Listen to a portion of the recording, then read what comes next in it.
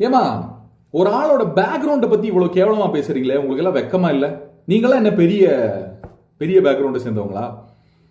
அது ஏன் ரொம்ப கீழே இருக்கவங்களை மட்டும் இவ்வளவு மட்டமா பாக்குறீங்க? ரொம்ப தப்பு இல்ல அது. சுபிக்ஷாவை பத்தி பேசுங்க, சுபிக்ஷாவோட பேக்ரவுண்டை பத்தி ஏன் இழுக்கிறீங்க? ரொம்ப கேவலமா இருக்கு. இதுக்கெல்லாம் ரெட் கார்டு கொடுப்பாரா? மயிர கொடுப்பாரு, ஒன்னும் கொடுக்க மாட்டாரு. நாங்க இவங்களை திருத்த பார்ப்போம், நாங்க இவங்களை வெளுக்க பார்ப்போம், நாங்க இவங்களை சொல்லுவோம். உங்களுக்கு பார்க்க பிடிக்கலன்னா ரிமோட் உங்க கையில இருக்கு, மாத்திருங்க. ஏன்டா பேச மாட்டீங்க? ஏன் பேச மாட்டீங்க? ஒவ்வொருத்தனுக்கு ரீசார்ஜ் பண்ணி உங்களுக்கு டிஆர்பி கொடுக்கல, ஒருத்தனை பார்க்கலன்னா நீ சம்பளம் வாங்கிட்டு உள்ள நின்று கோஸ்டிங் பண்ண முடியாது. புரியுதா?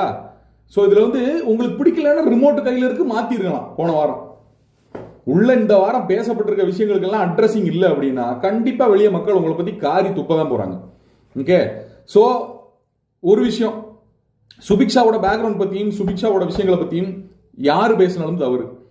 அது யாரு என்ன பேசினாலும் தவறு. போன வாரமே கமருதீன் பேசினதே ஒரு கேட்டிருந்தார் அப்படின்னா இந்த விஷயம் இது வரைக்கும் வந்திருக்காது அப்படின்றது என் கருத்து. உங்க கருத்துக்களை பத்தி விடுங்க. பார்வதி போற போக்கில் அடிக்கிறாங்க, ரொம்ப கேவலமா பேசுறாங்க அவங்கள பத்தி. அது ரொம்ப தவறு அப்படின்னு நான் நினைக்கிறேன். அதே மாதிரி ரம்யா ரெண்டு சைடும் கேம் ஆடுறாங்க. இந்த சைடு ஆடுறாங்க, அந்த சைடு ஆடுறாங்க. அந்த மாதிரி ஒரு ஒரு டபுள் கேமரா நம்ம பார்த்துருக்கவே முடியாது. நேத்து அங்க சுபிக்ஷா உள்ள இருக்க ஆட்களையே பார்க்கலையே, வெளியே பணம் சம்பாதிச்சுட்டு போய் அங்க இருக்க மக்களை பார்க்கவா போறா? மயிர பாப்பான்ற மாதிரி ஏதோ ஒரு வேர்டு யூஸ் பண்ணுவாங்களே, நொட்டுவா அப்படின்ற வேர்டு யூஸ் பண்றாங்க ரம்யா. இதெல்லாம் தேவையில்லாத வேலை. வெளியே இருக்க விஷயங்களை பத்தி எல்லாம் நம்ம பேச வேண்டாம். இப்ப நீங்க ஒரு விஷயம் சொன்னீங்கல்ல, அது எது உண்மை எது போயின்னு யாருக்கு தெரியும்?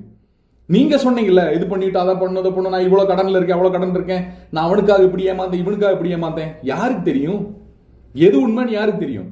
ஸோ வெளியே இருக்க விஷயங்களை விட்டுருங்க, உள்ள இருக்கிறத வச்சு விளையாடுங்க. ரொம்ப கேவலமான ஸ்ட்ராட்டஜி, ரொம்ப கேவலமான கேம் விளையாடாதீங்க.